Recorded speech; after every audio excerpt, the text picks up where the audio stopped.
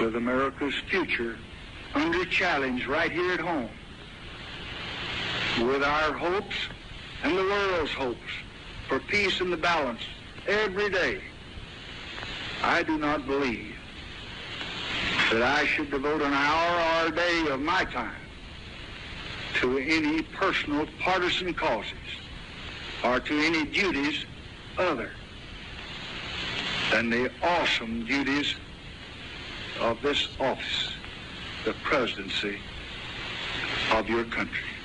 Accordingly, I shall not seek and I will not accept the nomination of my party for another term as your president.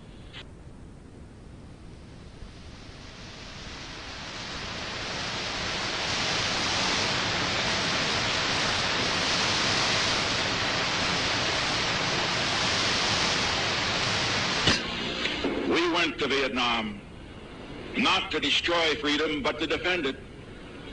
We went to Vietnam not as an aggressor, but to stop aggression. And history will record that the American effort in Vietnam was a good cause, honorably undertaken and honorably ended.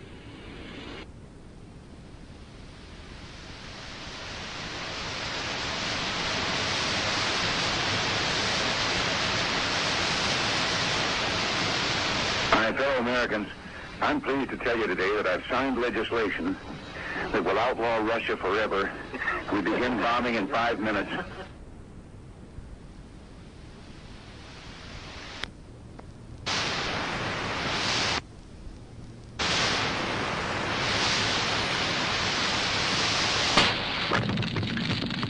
Monday, November 4th, 1963.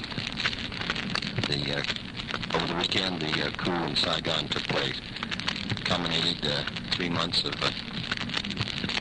conversation about a coup, conversation which divided the government here and in Saigon. Opposed to a coup was General Taylor. The Attorney General,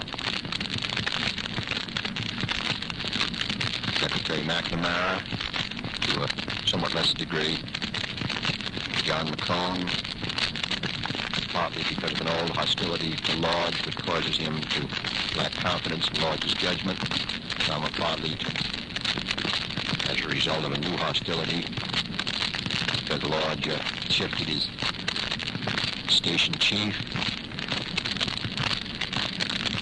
And in favor of the coup was State, led by Abel Harriman, George Ball, Roger Hillsman, supported by Mike Barstow at the White House.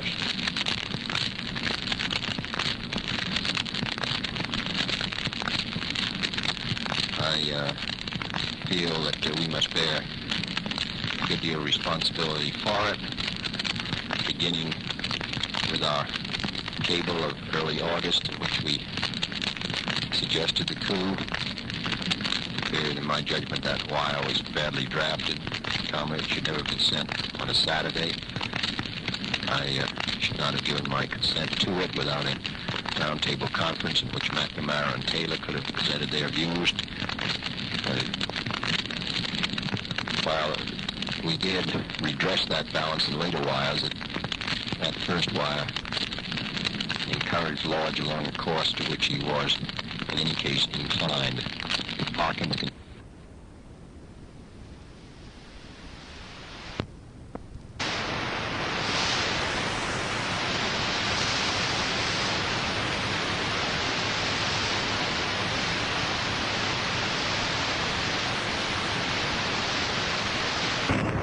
He's on 9-1, Mr. President. Yes, sir. Henry? Yes, sir. How are you? I'm all right. I'm getting along. My wife just telling me that you're a mighty high stepper. Well, she did a great job up here for her. I'll tell you, really, she's masterful at this business. She not only made a good speech, but made everybody happy and comfortable and relaxed. I can't tell you what the reaction was. A little bit of that mingling around up here doesn't hurt a bit, so. for that. I think she kind of liked it. She surely enjoyed it. She was very complimentary of you and very happy that she got to go. I called you a little bit. I just wanted to get some of your, just exchange your thoughts with you about this South Vietnam thing and Laos and what you think we ought to do out there. Well, I tell you, I'm supposed to be making my tribute in the UN right now. So why don't you go ahead and call me back later? Yeah, you went on. I've got to come down to see you on Friday for a minute. No, I'm going to be in New York Thursday night and going to Texas at midnight and speak there Friday at a little after lunch. I'll be gone for the weekend. Would you be, when would you be free at all? I mean, could I come down to this morning or this afternoon or well, I'm going to meet with Bundy at 4 o'clock. If you might come to this dinner for President Island, but we could slip in between 4 and 5 sometime. What about tomorrow? Well, tomorrow is worse day in the year. We're having a little He called me up last night again this morning about coming down to talk with him. Now he said he had got to go to India. Yeah, he's on his way over there, and I didn't know he'd talk to you. I was just sitting here at the desk thinking about the alternatives and how horrible they are. I made a date with him for Friday down there, and just because we're in the Security Council now, full time on this thing, it's a little difficult for me to get away. You and I could... I expect we better just talk over the phone, because I'm going to be in New York tomorrow evening, but it's going to be one of those madhouses like yesterday after midnight now. I'm going to go to the thing. Do you suppose there'd be any chance of seeing you afterwards? Yeah. Well, I'm going to be flying to Texas with all these reporters at midnight. You could ride with me to this maybe we could get together after the show and go to Krem's house, and you could ride with me over there. That'd be fine. And you be thinking about it. I want to have some talks with you, and if you get through, just pick up the phone and call me during the afternoon sometime. All right, sir. Fine. I shudder to get too deeply involved there, and everybody thinks that's the only alternative. Well, I've been shuddering on this thing for 3 years, and I'm afraid we're in a position now where you don't have any alternative, and it's a hell of an alternative. And it really gives me the shakes. But I don't know. He was going to give me all the up-to-date planning. Who else you know over there that you have real confidence in? State Department. Oh, God, I think on an issue like this is pretty hard. Do you ever know anything about it? I think Averill has perhaps as broad a view and as distant a perception as anybody you could talk to. But he's so involved in the Laos settlement, and I just don't know whether... You want to make your speech and call me this afternoon. All right, I will. Right.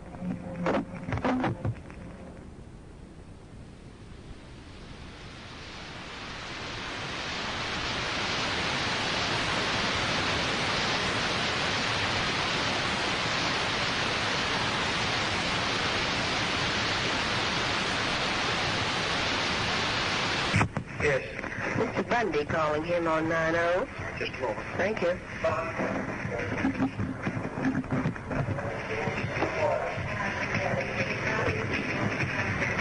Hello.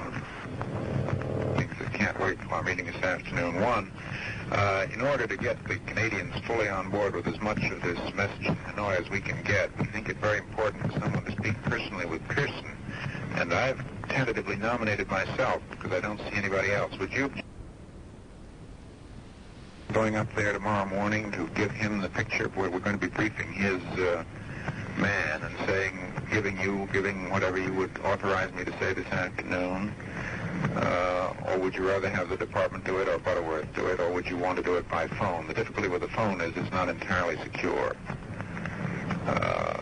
What their man is willing to carry in terms of messages to Hanoi may have a great deal to do with how we can get this thing turned off peacefully. And that Mike should know that he was doing it for you and not just for a lot of other people. I think you can do it Friday. I think maybe tomorrow you ought to be here. Ought to be here. All right, I could do it that way. Second question, Stevenson. You're going to be going up to New York. I talked to him this morning, and he wanted to come down to see me, and he's going to call me back. And we finally kind of agreed we'd try to get together tomorrow night. I would have thought that was the best way to do it, and I think we ought to plan that basis. I'll tell you, the more I just stood awake last night thinking about this thing, the more I think of it, I don't know what in the hell. It looks like me we're getting into another Korea. It just worries the hell out of me. I don't see what we can ever hope to get out of there with once we're committed. Once I believe the Chinese communists coming into it, I don't think that we can fight them 10,000 miles away from home and ever get anywhere in that area. I don't think it's worth fighting for, and I don't think we can get out. And it's just the biggest damn mess. It is. It's an awful mess. And we just got to think about I look at this sergeant of mine this morning, got 6 little old kids over there, and he's getting out my things and bringing me in my night reading and all that kind of stuff. And I just thought about ordering those kids in there, and what in the hell am I ordering him out there for? One thing that is Vietnam worth to me. What is Laos worth to me? What is it worth to this country? No, we have we got a treaty, but we got a treaty, but hell, everybody else got a treaty out there, and they're not doing anything about it. Yeah.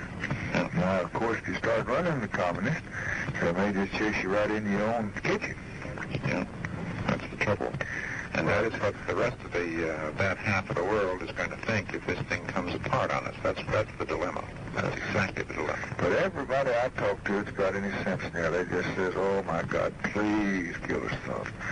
Of course, I was reading Mansfield stuff this morning, and it's just milk toast as it can be. He's got no spine at all. Yeah. But this thing we're getting ready to do. Mr. President, I just think it's the only big decision in one sense this one is one we either reach up and get it or we let it go by, and I'm not telling you today what I'd do in your position. I just think the most we have to do is to pray with it for another while. Anybody else that we got that we can advise with that might have any judgment on this question?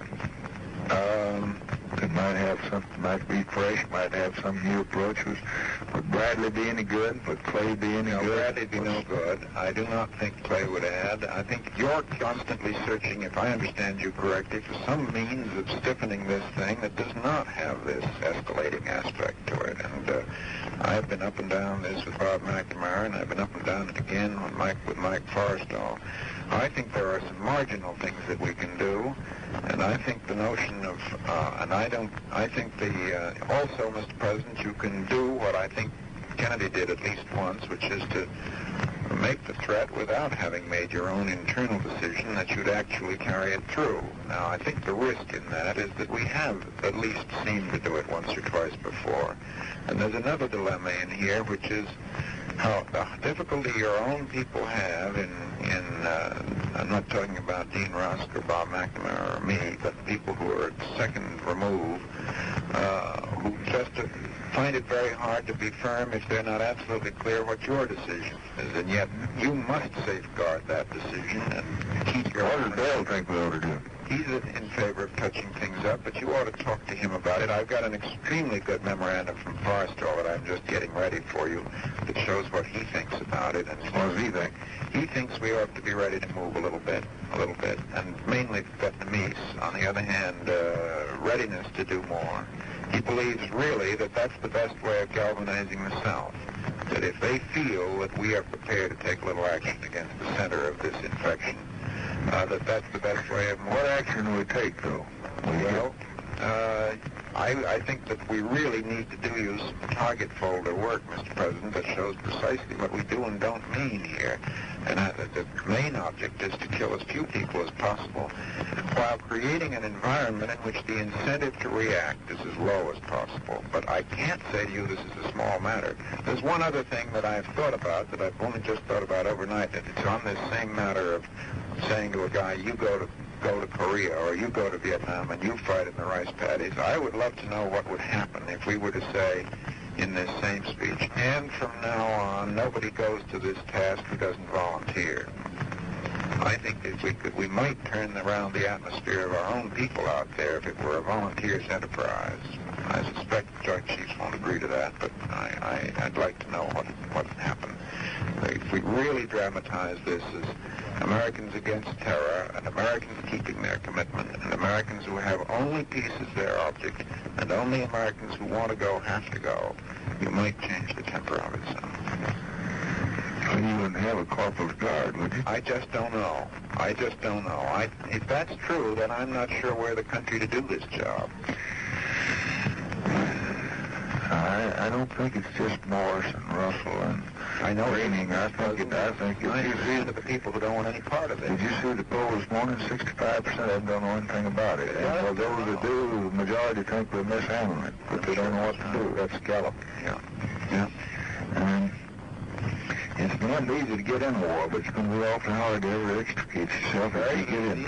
I'm very sensitive to the fact that people who are having trouble with an intransigent problem find it very easy to come and say to the President of the United States, go and be tough. What does Lippman think you ought to do? Well, I'm going to talk with him at greater length. What he really thinks is that you should provide a diplomatic structure within which the thing can go under the control of Hanoi and walk away from it. I don't think that's an unfair statement, but I will ask him to do. You mean he thinks that Hanoi ought to take South Vietnam? Yes, sir. Diplomatically. Mm-hmm. Maybe by calling it a neutralization and removing American force and letting it slip away the way Laos did. It would if we didn't do anything, and will if we don't do anything. And we would guarantee the neutrality in some sort of a treaty that we would write. I'm sorry, not sure I'm the best person to describe Lippman's views because I don't agree with him. And who's he been talking to besides you? Has he talked to Ruskin on this? He's talked to George Ball. He's talked to George Ball, and he's talked to. I don't think he's talked to Ruskin. I don't think he's talked to McNamara. Would it be good for you and McNamara to sit down and? I think it would be very good, but I don't. I think that I had planned to have lunch with Walter on Monday because I couldn't find a workable time before that, but I can do it sooner if you'd like me to. I wish you would. I will. I try to get him. I'll get his ideas a little more concrete before I leave here, and I'd like to have him talk to McNamara. I might just have the three of you in this afternoon sometime. All right. Walter, McNamara, and him. I'd like to hear Walter and McNamara evaluate this thing, yeah. All right. What's possible time? Well, at 4 o'clock time, you got open. The damned Irishman is all over the place. Off-record meetings on Southeast Asia, they got you at 4 today. That's at 4. That's to review the telegrams to Lodge and other action items that we've been working on the last 2 days. And I've got Ireland at 5, so why don't we just see if they can come at 4? I put off the 4 o'clock meeting? No, or do you want to put Lippman at 6, or do you want No, I got to dinner tonight. Yeah. We better, you and I get together at 3:45, and Lippman and Mac come in at 4 if they would. Yes. What happens then to the working meeting is my only problem. How long do you have to have it? It wouldn't take you 10, 15 minutes. Well, I'll come in 3:45 with you. Try and do that business. And then have them come in at 4. All right. Well, I'll make it 3:45, and then have Lippman standing by at 4:15, huh? Mm-hmm. Or 4 o'clock. From 4 o'clock on. Yeah. I see.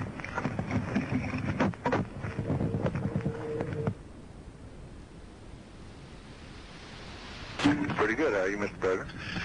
Oh, I'm got lots of trouble. I want to see what we all Rose. What do you think about this Vietnam thing? What I'd like to hear you talk a little bit. Frankly, Mr. President, if you were to tell me that I was authorized to settle it as I saw fit, I would respectfully decline to undertake it. It's the damn worst mess I ever saw, and I don't like to brag. I never have been right many times in my life, but I knew we were going to get in this sort of mess when we went in there, and I don't see how we're going to ever get out without fighting a major war with the Chinese and all of them down there in those rice paddies and jungles. I just don't see it. I just don't know what to do. Well, that's the way I've been feeling for it's deteriorating. 6 months. Our position is deteriorating, and it looks like the more we try to do for them, the less they're willing to do for themselves. It's situation. There's no sense of responsibility there on the part of any of their leaders, apparently. It's all just through generations or even centuries, they have just thought about the individual and glorified the only utilization of power, just glorify the individual, not save the state or to help other people. And they just can't shed themselves of that complex. It's a hell of a situation. It's a mess, and it's going to get worse. And I don't know what to do. If I don't think the American people were quite ready for to send our troops in there to do the fighting. And if it came down to an option of just sending Americans in there to do the fighting, which will, of course, eventuate into a ground war and a conventional war with China, and we do them a favor every time we kill a coolie, whereas one of our people got killed, it'd be a loss to us. If it got down to that, I'd just pulling out, I'd get out. But then I don't know. There's undoubtedly some middle ground somewhere. If I was going to get out, I'd get the same crowd that got rid of old Dean to get rid of these people and get some fellow in there that said he wished the hell we would get out. That'd give us a good excuse for getting out. I see no terminal date for any part of that in there. How important is it to us? It isn't important a damn bit, but all this new...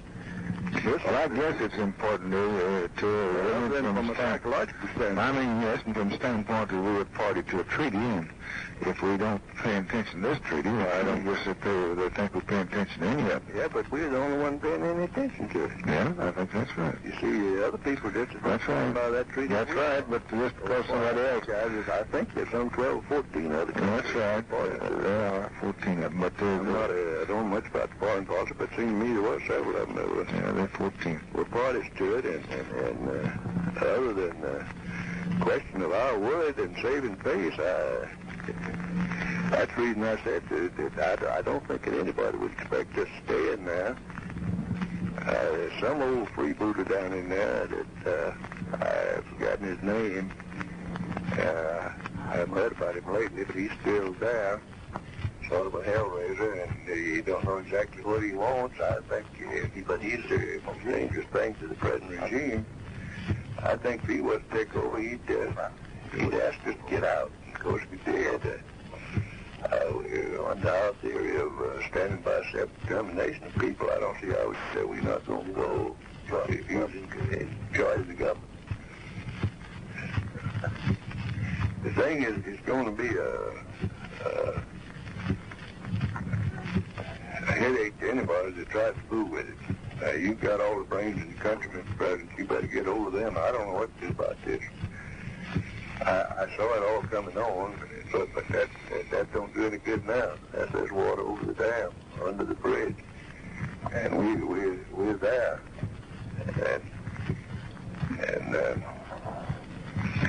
Well, you've got over there McNamara. He was up here testified yesterday for the committee. I didn't want to have him up here, but Howard Cannon and some of them wanted to have him. So I sat up here in 8:30 before I started the appropriation hearings. He's got he's been kicked around on it so way. I'm not sure he's as objective as he ought to be in surveying the conditions out there. He feels like it's sort of up to him, President, to see it through. And he's a can-do fella, but I'm not too sure he understands the history and background of those people out there as fully as he should. But even from his picture, the damn thing ain't getting any better, and it's getting worse. And we're putting more and more in there, and they're taking more and more away from the people we're trying to help that we give them. It's, I don't know, so you better get some brains from somewhere to apply to this thing, and I don't know what to do with it. Well, I spend all my days with Rust and McNamara, Bundy and Harriman and the Vance and all those folks that are dealing with it. And I would say that it pretty well adds up to them now that we've got to show some power and some force, and that they do not believe, they're kind of like MacArthur in Korea, they don't believe that the Chinese communists will come into this thing, but they don't know, and nobody can really be sure, but their feeling is that they won't, and in any event that we haven't got much choice, that we're treaty bound, that we're there, that this will be a domino that will kick off a whole list of others, and that we just got to prepare for the worst. Now, I have avoided that for a few days. I don't think the American people are for it. I don't agree with Morris and all he says, but no, it doesn't look to me. The sentiment of a hell of a lot. I'm afraid that's right. I don't think the people of the country know much about Vietnam, and I think they care a hell of a lot less. I know, but you go send a whole lot of our boys out there. Yeah, that's right. That's exactly right. That's what I'm talking about. You get a few. We had 35 killed, and we got enough hell over 35 this year. So that means more than that have been killed in Atlanta, Georgia, been killed this year in automobile accidents. So that's right. No, you threw one down in one crash on 707, but one day. But that doesn't make any difference there. That's the hell that our folks understand. They don't understand this over there now. The Republicans are going to make a political issue out of it. Every one of them, even Dirksen. It's the only issue they got. I talked to Dirksen the other day, Friday, and he suggested I have 3 of armed services and 3 from appropriations and 3 foreign, all of them foreign relations down. And I told him all right, so I invited him. Yesterday before the king, he gave out a big statement that we had to get us a program and go after them. And Hagenlooper said that they just had to stand and show our force and put our men in there and let come what may come, and nobody disagreed with him. Now, Mansfield, he just wants to pull up and get out. And Morris wants to get out, and Greening wants to get out. And that's about where it stops. I don't know. There's others here that want to get out. They haven't said much about it, but Frank Church has told me 2 or 3 times that he didn't want to make a speech on it, but he just wished to God we could get out of there. I don't know whether he's told you that or not. No, I haven't talked to him, but I just use that as an illustration because he's mentioned it to me more than once. And who are the best people we have that you know of to talk to about this thing?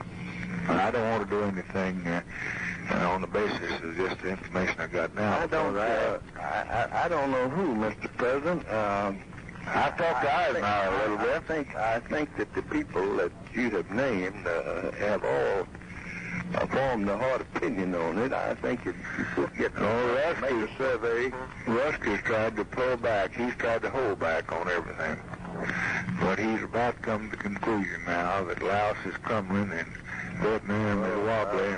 Laos, hell, it ain't worth the time. They've been talking about all these battles down there, and I tried to get the best information I could from CIA and from defense both on all this fierce fighting on the plain of George and all, and the highest estimate is to the casualties is 150. That Laotian thing is absolutely impossible. It's a whole lot worse than Vietnam. There are some of these Vietnamese, after they beat them over the head, it'll go in there and fight. But Laos is an impossible situation. That's just a rat hole there. I don't know. Before I took any drastic action, I think I'd get somebody about like old Omar Bradley, and 1 or 2 perhaps senior people who had government experience, not necessarily military. If he wasn't scared to death of McNamara, this fellow Adams, who's the head of strike, would be a top flight man sitting out there with him. Let them go out there and fool around for a few days and smell the air and get the atmosphere and come back in and tell you what they think.